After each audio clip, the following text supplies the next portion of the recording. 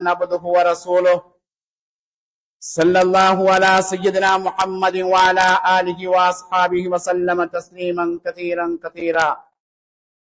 وقد قال الله سبحانه وتعالى في محكم التنزيل والفرقان المجيد: قد أعوذ بالله من الشيطان الرجيم.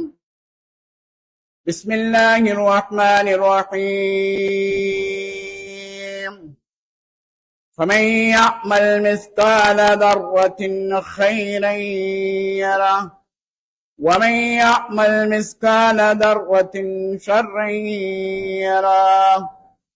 وقال تعالى: بسم الله الرحمن الرحيم.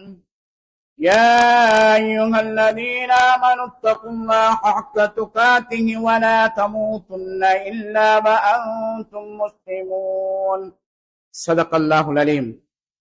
عن ابن مسعود عن النبي صلى الله عليه وسلم قال: لا تزول قدم ابن آدم يوم القيامة من عند ربه حتى يسأل عن خمس: عن عمره فيما أفناه، وعن شبابه فيما بلاه، وماله من أين اكتسبه وفيما أنفقه، وعن علمه ماذا عمل فيه، أو كما قال صلى الله عليه وسلم. அளவற்ற அருளாளனும் நிகரற்ற அன்பிடமாகிய இந்த வையகத்தை படைத்து பரிபாலிக்கக்கூடிய போஷிக்கக்கூடிய எல்லாம் அல்லாஹ் சுப்ஹானஹு வ தஆலாவுக்கே போல அனைத்தும். சாந்தியும் சமாதானம் ஏந்தி வந்த ஏந்தன் சத்திய தூதர் சன்மார்க்க போதகர் ஸல்லல்லாஹு அலைஹி வஸல்லம் அவர்கள் மீதும், அன்னஹுடைய வாழ்க்கை வழிமுறைகளை பின்பற்றி நடந்த உத்தம சஹாபாக்கள், தாபீன்கள், தபூ தாபீன்கள், உலமாக்கள், மூமினான ஆண்கள், பெண்கள் அனைவரும் அல்லாஹ்வுடைய சாந்தி சமாதானத்தை வேண்டியதன் பின் புனிதமான ஜும்மாவுடைய கடமை நிறைவேற்றுவதற்காக வேண்டி இறைவன் ஹக்கு சுப்ஹானஹு வ தஆலாவுடைய இறை இல்லத்திலே இஅ்திகாஃபுடன் நியத்துடன் வந்து அமர்ந்து கொண்டிருக்கும் அல்லாஹ்வின் நல்லடியார்களே, இந்த உலகத்தில வாழ்க்கை நிரந்தரமான வாழ்க்கை அல்ல. இந்த உலகத்தில சுகண்டி, பட்டம், பதவி, ஆட்சி, அதிகாரம், வீரம் இவைகள் எல்லாம் நிரந்தரமானதல்ல. நிரந்தரமான வாழ்க்கை, நிரந்தரமான சுகண்டி அது மௌத்துக்கு பின்னால் உள்ள வாழ்க்கையில தான் இருந்து கொண்டிருக்கின்றது. எனவே இறைவன் ஹக்கு சுப்ஹானஹு வ தஆலா இந்த நமக்கு எந்தெந்த கடமைகளை எடுத்து நடக்கும்படி ஏவிருக்கின்றானோ, பணித்திருக்கின்றான், அப்படியான கடமைகள் எடுத்து நடக்கும்படியும், இவையெல்லாம் அல்லாஹ் சுப்ஹானஹு வ தஆலா செய்ய வேண்டாம் என்று தடை உத்தரவு பிறப்பித்திருக்கின்றான். அப்படியான தீய கர்மங்களை விட்டு விலகி நடக்கும்படி எனக்கும் அப்பால் நசீகத்தும் வசியத்தும் செய்து கொள்கின்றேன். என் அன்புக்குரிய கனவான்களே, பெரியோர்களே, சகோதரர்களே, அல்லாஹு தஆலா அந்த உலகத்தை படைத்து இந்த உலகத்தில கோடான கோடி படைப்பினங்களை படைத்து வைத்திருக்கின்றான். அவன் படைத்த படைப்பினங்கள்ல சிறந்த படைப்பாக, கண்ணியமான படைப்பாக அல்லாஹு தஆலா யாரை படைத்து வைத்திருக்கின்றான் சொன்னால், மனிதர்களாக எங்களை அல்லாஹு தஆலா படைத்து வைத்திருக்கின்றான். மனிதனாக படைக்கப்பட்ட அல்லாஹ் எங்களுக்கு ஏராளமான அருட்பாக்கியங்களை, நியாமத்துக்களையும் தந்திருக்கின்றான். நாம் வாழக்கூடிய காலம் நவீன யுகம் என்று சொல்கின்றோம், விஞ்ஞான யுகம் என்று சொல்கின்றோம். விஞ்ஞானம் நாளுக்கு நாள், நிமிடத்துக்கு நிமிடம், செக்கனுக்கு செக்கன் கொடி கட்டி பறக்கக்கூடிய காலம் என்று சொல்கின்றோம். அப்படிப்பட்ட இந்த காலத்தில் எங்கள் தரப்பட்ட அருட்கொடைகளை, நியமத்துக்களை கணக்கு பார்த்தால் அது மற்றிட முடியாது. இதை பற்றி அல்லாஹு தஆலாவுடைய திருமறையாம் அறமுறையிலே சொல்லும் போது சொல்லி காட்டுகின்றான். எங்களுக்கு தரப்பட்ட அருட்பாக்கியங்களை அல்லாஹ் இந்த உலகத்துல, இந்த நவீன யுகத்தில் உள்ள கருவிகள்ல அளந்து பார்த்தால் அதை மட்டிட முடியாது, ஏராளம். இதை அல்லாஹு தஆலா மனிதனை பற்றி சொல்லும் போது, வலக்கது கர்ரம்னா பனி ஆதம், ஆதமுடைய பிச்சலங்களை நாங்கள் சங்கைப்படுத்தி வைத்திருக்கின்றோம், கண்ணியப்படுத்தி வைத்திருக்கின்றோம். என் அன்புக்குரிய கனவான்களே, பெரியோர்களே, சகோதரர்களே, மனிதனுடைய வாழ்க்கையிலே 3 கட்டங்கள் நம்முடைய வாழ்க்கையில் இருந்து கொண்டிருக்கின்றது. முதலாவது கட்டம் குழந்தை பருவம், 2வது கட்டம் இளமை பருவம், 3வது கட்டம் முதுமை பருவம். இதிலே முதலாவது பருவமும் 3வது பருவமும் மிகவும் பலவீனமான ஒரு பருவமாக இருந்து கொண்டிருக்கின்றது. 2வது பகுதி இருக்கின்றது அல்லவா, இது மிக பலமான ஒரு பகுதியாக இருந்து கொண்டிருக்கின்றது. எனவே இன்றைய ஹுதுபா பிரசங்கத்திலே மார்க்கத்தின் அரணாக திகழும் வலிமைமிகு வாலிபத்தை பற்றி சற்று ஆராய்ந்து பார்ப்போம். என் அன்புக்குரிய கனவான்களே, பெரியோர்களே, சகோதரர்களே, யார் யாருக்கெல்லாம் இளமை பருவத்தை அல்லாஹ் தந்திருக்கின்றானோ, அது வயோதிபமான நிலைமையிலே தற்போது இருந்தாலும் ஒரு கட்டத்தில் அல்லாஹ் தஆலா இளமை பருவத்தை நமக்கு தந்தார். தற்போதும் இளமை பருவத்தில் இருக்கக்கூடியவர்களோ அல்லாஹ் தஆலா எந்த அளவுக்கு கொண்டால் இந்த இளமை பருவத்தை மிகவும் ஆரோக்கியமாகவும் சுறுசுறுப்பாகவும் உள ரீதியாக உடல் ரீதியாக வலிமை மிக்க ஒரு பகுதியாகத்தான் அல்லாஹ் தஆலா அந்த வாலிபத்தை எம் ஒவ்வொருத்தருக்கும் அல்லாஹ் தந்தான். இன்றைக்கு எத்தனை பேர் வயோதிப நிலைமையை அடைந்தவர்கள் ஒரு அரபு கவிஞர் சொல்வது போன்று லைத்த ஷபாப் யஊது யௌமன், சென்று போன வாலிபம் மீண்டு வராதா, சென்று போன இளமை பருவம் மீண்டு வராதா என்று ஆசை வைத்துக் கொண்டே இருக்கின்றார்கள் என்று அரபு கவிஞர் சொல்கின்றார்கள். என் அன்புக்குரிய கனவான்களே, பெரியோர்களே, சகோதரர்களே, அல்லாஹ் தஆலா நாளை கியாமத் நாளிலே எமக்கு தரப்பட்ட இந்த இளமை பருவத்தை பற்றி நிச்சயமாக என்ன முறையில் அந்த இளமை பருவத்தை வாலிப வயதை எவ்வாறு கழித்தாய் என்று கேட்கப் போகின்றான். 5 கேள்விகள் அல்லாஹ் நாளை கியாமத் நாளிலே அந்த மறுமை மஹ்ஷரிலே 50 கேள்வியை கேட்பான். அதுக்கு பதில் சொல்லாத அளவுக்கு காலை அடியெடுத்து நகர முடியாது. அதில் ஒன்றுதான் உனக்கு வாலிபத்தை இளமை பருவத்தை தந்தேன், அதை எவ்வாறு கழித்தாய் என்று இறைவன் ஹக் சுப்ஹானஹு வ தஆலா நம்மிடம் கேட்கப் போகின்றான். இந்த இளமை பருவத்தை அல்லாஹ்வும் ரசூலும் காட்டிய பிரகாரம், குர்ஆனும் ஹதீஸும் சொன்ன பிரகாரம் நாம் கழித்தோம் என்று சொன்னால் சுப செய்தியையும் கண்மணி நாயகம் ஸல்லல்லாஹு அலைஹி வஸல்லம் சொல்லியிருக்கின்றார்கள். எந்தொரு வாலிபன் தன்னுடைய இளமையிலே தன்னுடைய அந்த இளமை பருவத்தை அல்லாஹ்வுக்கும் ரசூலுக்கும் பொருத்தமான முறையில அவன் கழித்தான் என்று சொன்னால் நிச்சயமா சத்தியமாக நிழலே இல்லாத அந்த நாளையிலே, மறுமை நாளிலே அல்லாஹ்வின் வணக்கத்தில் தன் வாழ்நாளை கழித்த இளைஞனுக்கு அல்லாஹ் தஆலா நிழலை வைத்திருக்கின்றான், கொடுக்கின்றான் என்று நபியுல்லாஹ் அலைஹி ஸலாத்து வஸலாம் அவர்கள் தன்னுடைய சுப செய்தியை சொல்லியிருக்கின்றார்கள். அல்லாஹ் மிக நேசிக்கக்கூடிய ஒரு பருவம் தான் வாலிப பருவம். வயோதிபர்களை விட வாலிபர்களை அல்லாஹ் நேசிக்கின்றான். ஏனென்று சொன்னால் இந்த உலகத்தில் வயோதிபமாக மரணித்தாலும் நாளை கியாமத் நாளில சுவனத்திலே நுழையக்கூடிய வயது 40 வயதில்லை, வாலிப வயதில தான் அல்லாஹ் தஆலா ஒவ்வொருத்தன் நுழைய வைப்பான். ஆகவே இந்த இளமை பருவம் என்று சொல்வது மிக ஒரு பயங்கரமான ஒரு பருவம்.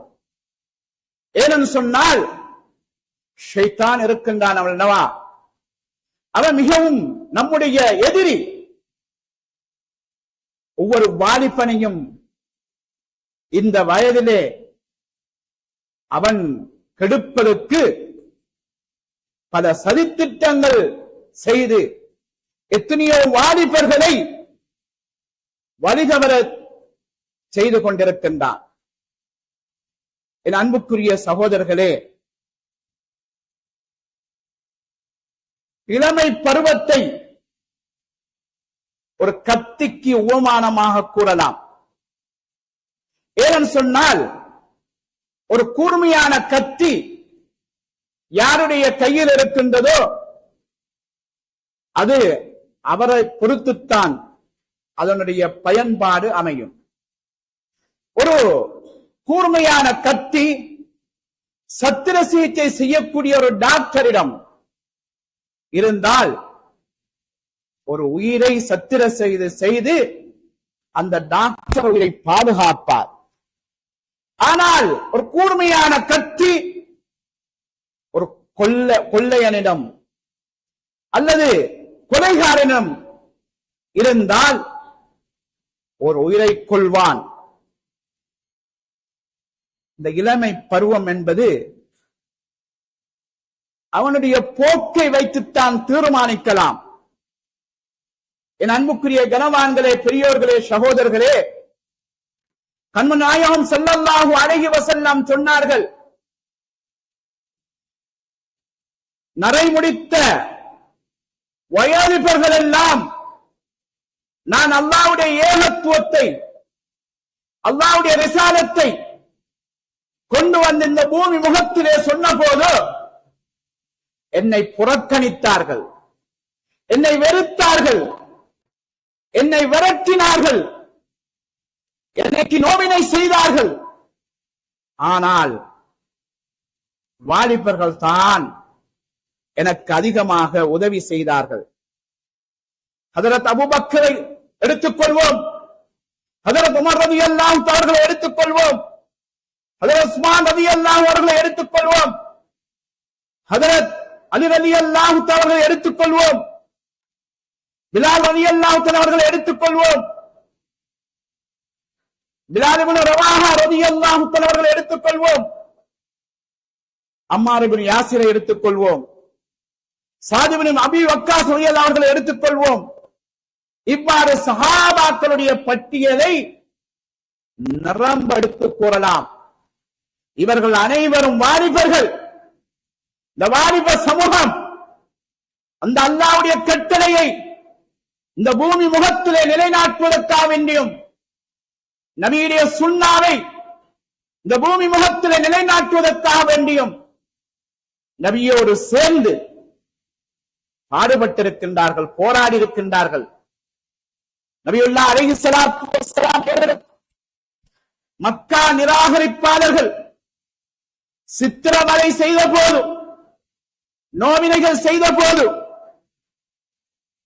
அங்கே முதலாவது ஹிஜ்ரத்தை ஏற்பாடு செய்கின்றார்கள். இவர்களுடைய கொடுமையை தாங்க முடியாமல் நபியுல்லாஹ் அலைஹிஸ்ஸலாத்து வஸ்ஸலாம் அவர்கள் முதலாவது ஹிஜ்ரத்தை செல்வதற்கு ஒழுங்குபடுத்தி அந்த ஹிஜ்ரத்திலே அதிகமான வாலிபர்களும் வாலிப யுவதிகளும் இருந்தார்கள் என்று வரலாற்று குறிப்புகள் எடுத்து கூறுகின்றது. என் அன்புக்குரிய சகோதரர்களே, பெரியார்களே, இஸ்லாமிய வரலாறுகளை நாம் சீர்தூக்கி பார்த்தால் அதிகமான சாதனைகள் நிகழ்த்தியவர்கள் யார் தெரியுமா? இந்த இளைஞர்கள் தான், வாலிபர்கள் தான். சிந்து பிரதேசத்தை கைப்பற்றிய தளபதியாக இருந்தவர் யார் தெரியுமா? முஹம்மது இப்னு காசிம். இவருக்கு வயது 17. கொன்சாந்து நோபில் என அழைக்கப்பட்ட அந்த பைசாந்த சாம்ராஜ்யத்தை வெற்றி கொண்டவர் யார் தெரியுமா? முஹம்மது இப்னு ஃபாத்திஹ். இவருக்கு வயது எத்தனை தெரியுமா? 23. அதே போல் இஸ்மைலை இஸ்லாமிய ஆளுகைக்குள் கொண்டு வந்தவர் யார் தெரியுமா? தாரிக் இப்னு ஜியாத்.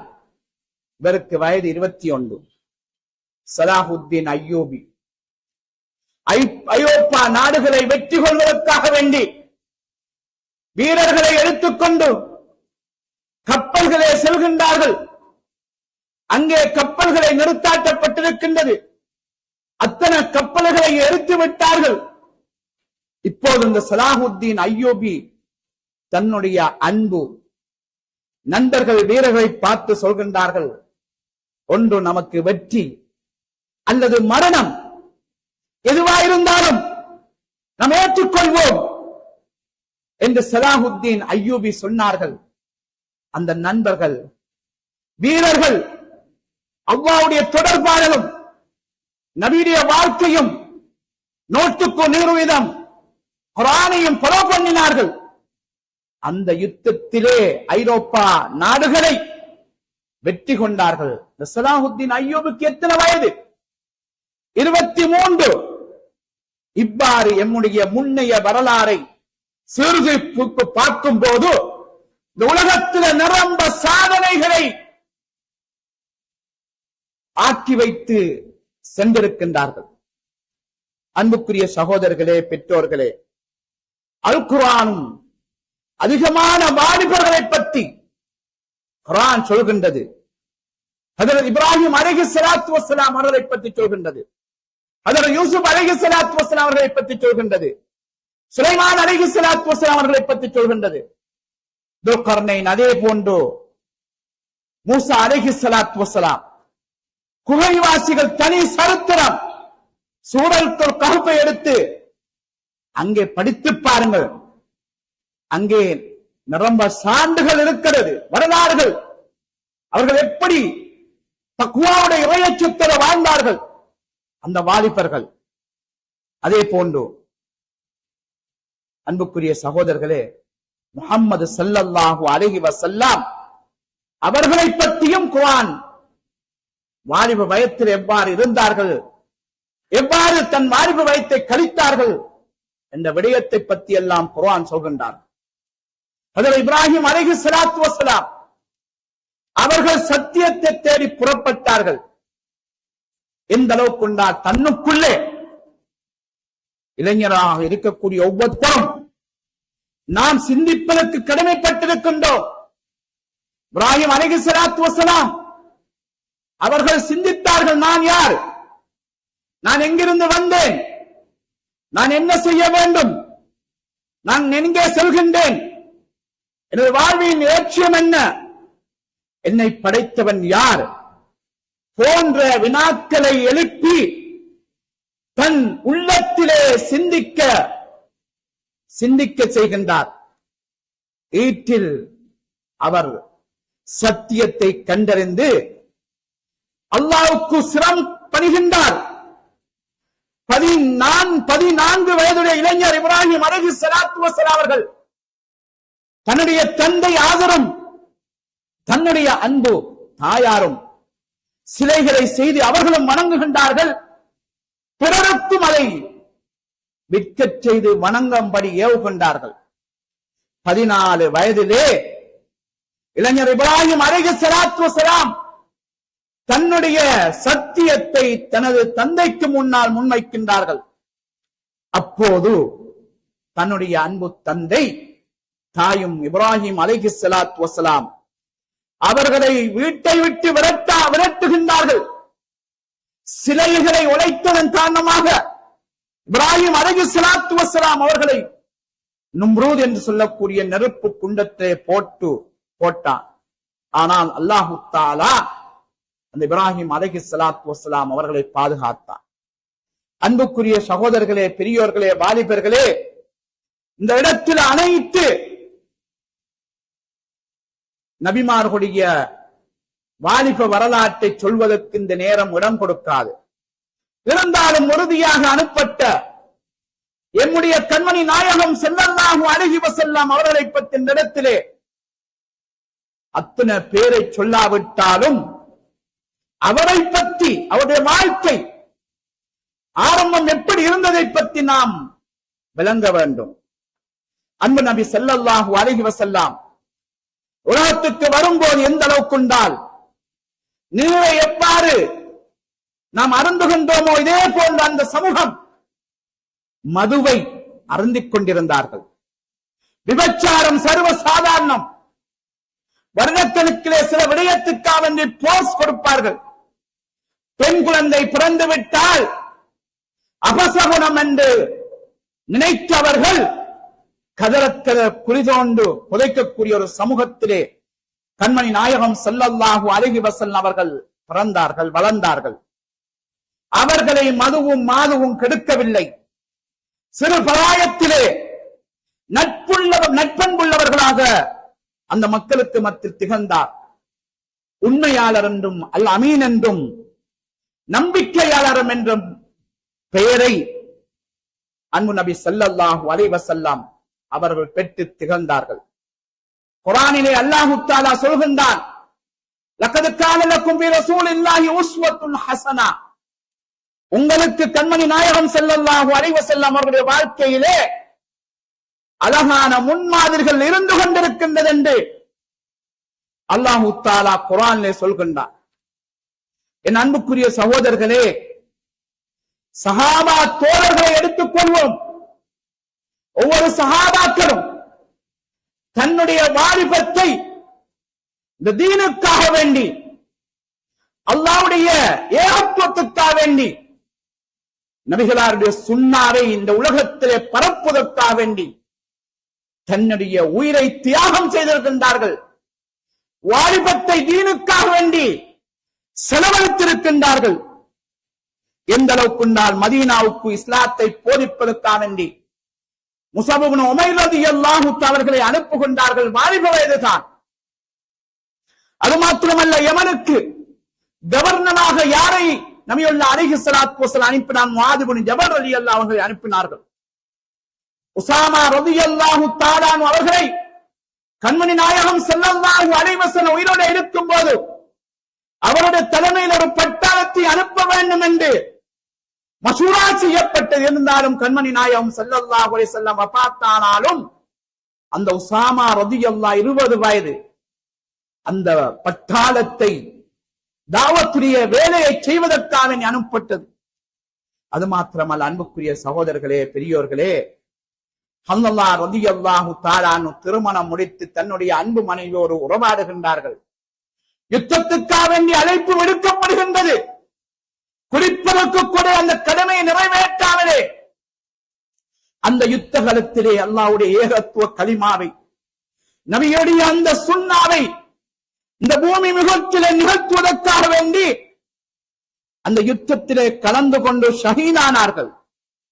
எந்த அளவுக்குண்டால் மலக்குமார்கள் அவருடைய ஜனாசாவை குளிப்பாட்டியதாக வரலாறுகள் பதியப்பட்டிருக்கின்றது. அன்புக்குரிய சகோதரர்கள், இவர்களும் வாலிபர்கள் தான். நபியுல்லாஹி அலைஹி ஸலாத்து வஸலாம் அவர்கள் வஃபாத்தாகி விட்டார்கள்.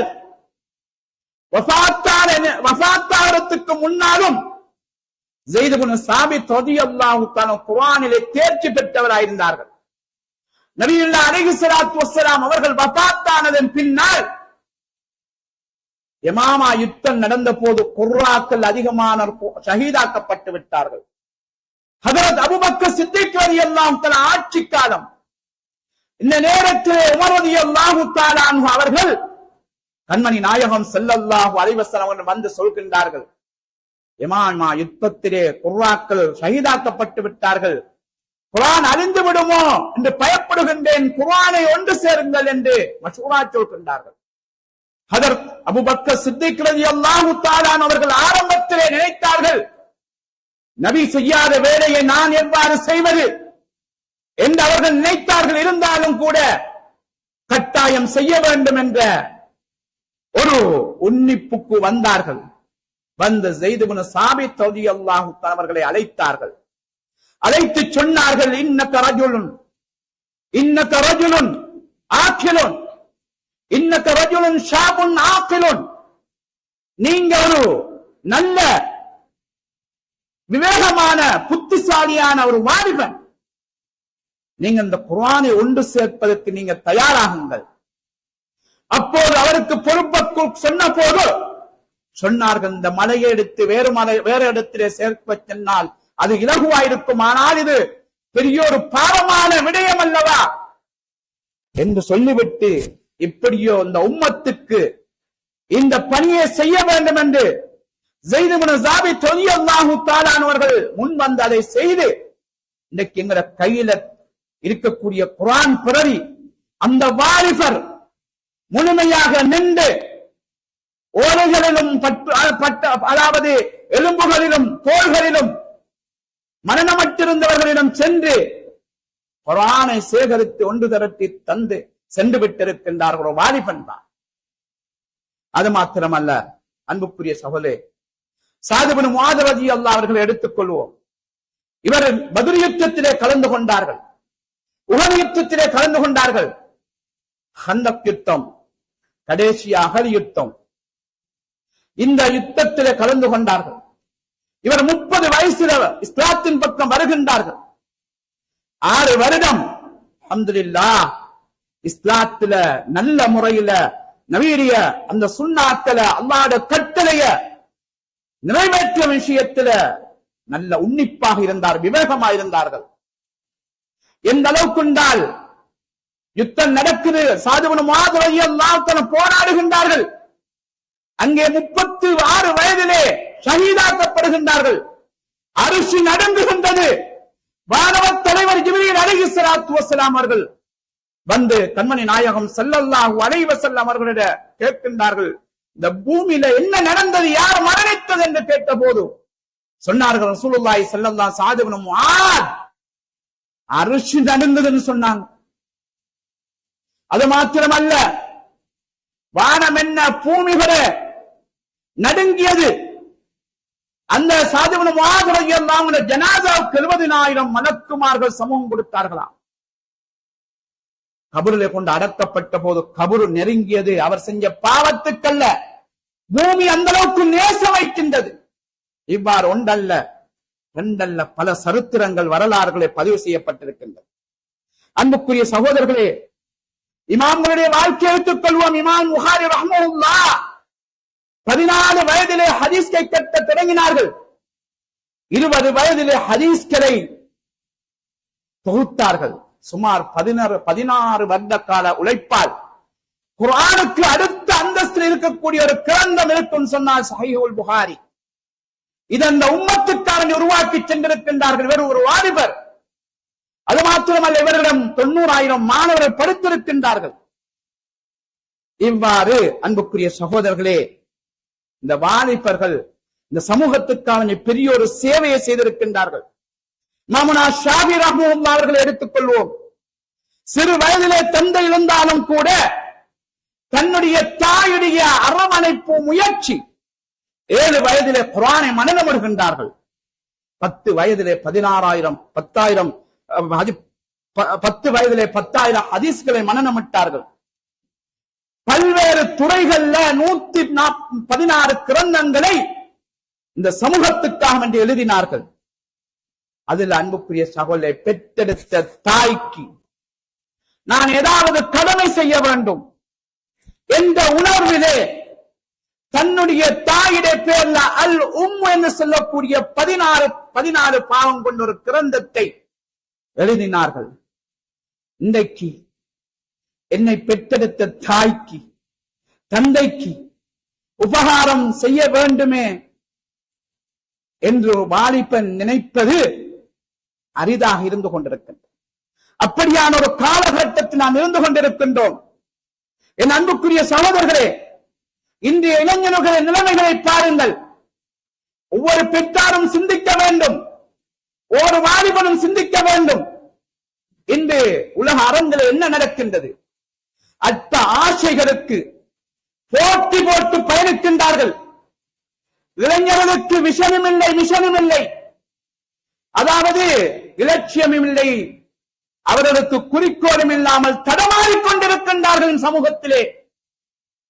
அது மாத்திரமல்ல அன்புக்குரிய சகோதரே, தொலைக்காட்சிக்கும் சினிமாவுக்கும் அடிமைப்பட்டிருக்கின்றார்கள்.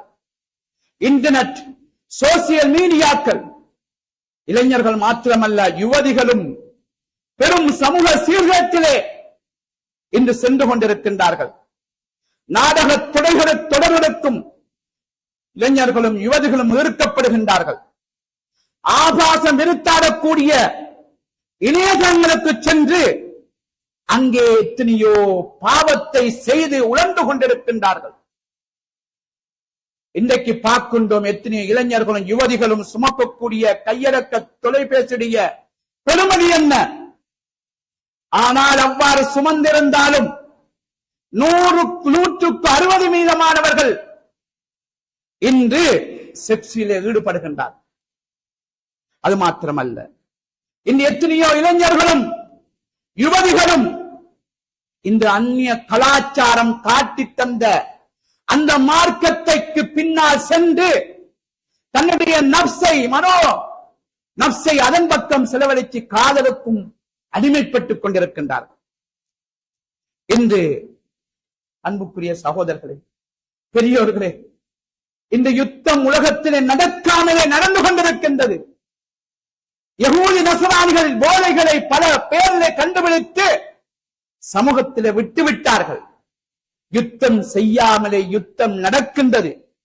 எமது எத்தனையோ இளைஞர்கள் தான், யுவதிகளின் தான் சிறை கூடத்தை போய் பார்த்தால் கண்ணீர் வடிக்க வேண்டும். சிறு வயதிலே போதைக்கு அறிவப்பட்டு தாய்க்கு தந்தைக்கு கட்டுப்படாமல், ஊருக்கு கட்டுப்படாமல், ஊருடைய தலைவர்கள் கட்டுப்படாமல், உலமாக்கள் சொல்லக்கூடிய விடயத்தை எடுத்து நடக்காமல் இந்த அதற்கு அடிமைப்பட்டு இன்றைக்கு எவ்வளோ ஒவ்வொரு தாயும் தந்தையும் அழுது கொண்டிருக்கின்றார்கள் தன்னுடைய தலையிலே கையை வைத்து. என்ன செய்வது?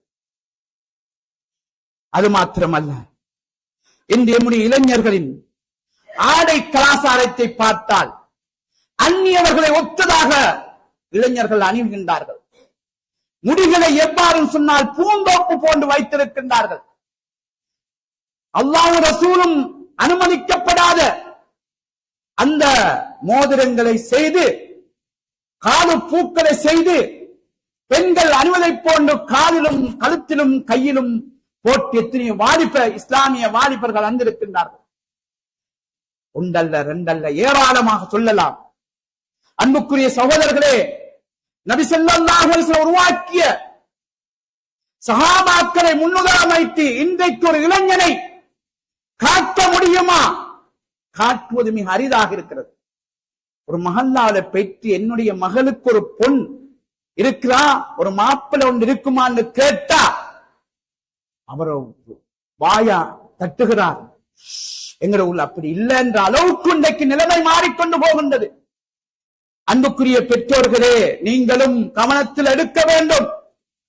பிள்ளைகளை பெற்றால் மட்டும் போதாது, அவருக்குரிய வசதி வாய்ப்புகளை செய்து கொடுக்க வேண்டும்.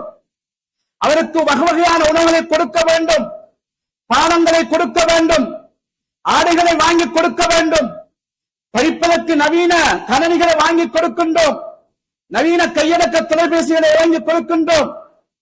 அடுத்த பக்கம் அதன் மூலமாக அவர்கள் என்ன செய்கின்றார் என்பதை அவதானித்துக் கொண்டே இருக்க வேண்டும். ஏனென்று சொன்னால், அவதானிக்கவில்லை என்று சொன்னால்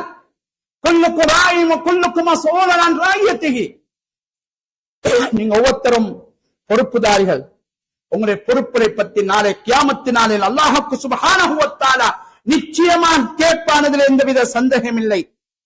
ஏனென்று சொன்னால் அல்லாஹ் தஆலா குர்ஆன்ல சொல்கின்றான், மாலு வல் பனூனு ஸீனத்துல் ஹயாத்தித் துன்யா, செல்வமும் பிள்ளைகளும் இவ்வளவு வாழ்க்கையின் அலங்காரங்களே ஆகும். அதே மேலும் அல்லாஹ் தஆலா சொல்கின்றான், யூசிக்குமுல்லாஹு ஃபீ அவுலாதிக், குழந்தைகள் விஷயத்தில் உங்களுக்கு நான் வசியத் செய்கின்றேன். இன்னொரு ஆயத்தில் அல்லாஹ் சொல்கின்றான், மாலமு அன்னமா அம்வாலுக்கும் அவுலாதுக்கும் ஃபித்னா, நிச்சயமாக உங்கள் செல்வமும் உங்கள் குழந்தைகளும் உங்களுக்கு சோதனையாயிருக்கின்றது என்றும் அல்லாஹ் தஆலா சொல்கின்றான். குழந்தை எங்களுக்கு பாக்கியமாக அருளாக இருக்க வேண்டும் சொன்னால் இந்த உலகத்தில் குர்ஆனையும் ஹதீஸையும் நம்முடைய சுன்னாவையும் அவர்களுக்கு போதிக்க வேண்டும். நல்ல ஆன்மீகத்தை ஒழுக்க வலிமைகளை கற்றுக் கொடுக்க வேண்டும். அதற்கு மாற்றமாக நாம் நினைத்த மாதிரி விட்டுவிட்டோம் சொன்னால் நிச்சயம் உலகத்திலேயும் தப்ப முடியாது, நாளைக்கு மௌத்தாக்கு கபரையும் தப்ப முடியாது, நாளைக்கு மறுமையிலையும் தப்ப முடியாது. ஆக அன்புக்குரிய சகோதரர்களே, நாம் உலகத்திலே நம்மோட பிள்ளைகளோட மனைவியோட சுகமாக வாழ்வதற்கும் சுகமாக உண்ணுவதற்கும் சுகமாக உண்டு பிடிப்பதற்கும் நாம் விரும்புகின்றோம். நாளைய கியாமத்தினால் இந்த பிள்ளைகளோட இந்த மனைவியோட நாம் சுகமாக இருப்பேன்னு சொன்னால் இந்த உலகத்தில அவர்களுக்கு சரியான முறையில தீனுடைய வழிகாட்டல்களை, அல்லாஹ்வுடைய கட்டளைகளை, நபி ஸல்லல்லாஹு அலைஹி வஸல்லம் சுன்னாக்களை அவர் படித்துக் கொடுக்க வேண்டும். அவருக்கு வழிகளை காட்டிக் கொடுக்க வேண்டும். இன்று பார்க்கின்ற உலக கல்வியை அடைவதற்காக வேண்டிய ஒரு ஓலவல் பரீட்சையில சித்தி செய்வதற்காக வேண்டி, ஒரு ஏலவல் பரீட்சையில சித்தி செய்வதற்காக வேண்டி பல லட்சம் ரூபாய்களை செலவழிக்கின்றோம். அந்த கிளாஸுக்கு போவையில் சொன்னால் டைமுக்கு நாம் எச்சரிக்கை செய்கின்றோம். அதான் சொல்லப்படுகின்றது, பாங்கு ஒரு வாலிபன் தொழவில்லை என்று சொன்னால் நாம் எச்சரிக்கை செய்கின்றோமா? அதில் நாங்கள் பூச்சியத்தில் இருந்து கொண்டிருக்கின்றோம். அன்புக்குரிய பெற்றோர்களே, சகோதரர்களே, நாம் எம்முடைய வாலிபர்களுக்கு, எம்முடைய அன்பு பிள்ளைகளுக்கு சரியான வழிகாட்டுகளை நாம் செய்யவில்லை என்று சொன்னால் நிச்சயமாக அல்லாஹ்விடத்தில் நாம் ஒவ்வொருத்தரும் கட்டாயம் பதில் சொல்லி ஆகுகின்றோம். எந்த அளவுக்கு கண்மணி நாயகம் ஸல்லல்லாஹு சொன்னார். கடைசியா சொல்லி முடிக்கின்றேன். ஒரு கூட்டம் பாவம் செய்து கொண்டிருக்கின்றார்கள். அந்த பாவத்தை தடுப்பதற்கு சக்தி பெற்றிருந்தும் தடுக்கவில்லை என்று சொன்னால் அவர்கள் மௌத்துக்கு முன்னால் அல்லாஹ்வுடைய வேதனையை சோதனையை அனுபவித்தான் மரணிப்பார்கள் என்று கண்மணி நாயகம் சொன்னார்கள், ஸல்லல்லாஹு சொன்னார்கள். ஆகவே அது பள்ளி நிர்வாகிகளாயிருக்கலாம், பள்ளிவாசல் இமாம்களாயிருக்கலாம், ஊருடைய தாவா களத்தில் ஈடுபடக்கூடிய மக்களாயிருக்கலாம், ஊருடைய சங்கமுடைய பொறுப்புதாரிகள் ஒவ்வொருத்தரும் எங்களுடைய மகளால வாலிபர்களுடைய விஷயத்துல நாம் கூடுதலாக கவனம் செலுத்த வேண்டும்.